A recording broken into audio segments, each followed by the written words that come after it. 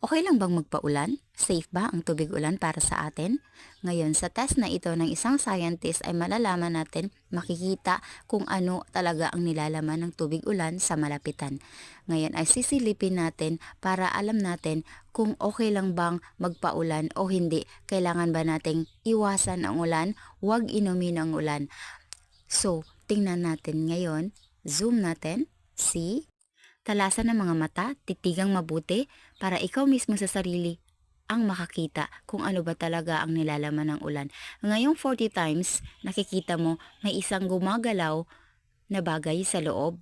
So ngayon, kapag i-zoom na ito ng 100 times, yun makikita natin ang dami palang gumagalaw sa loob ng laman ng ulan. So nakakatakot.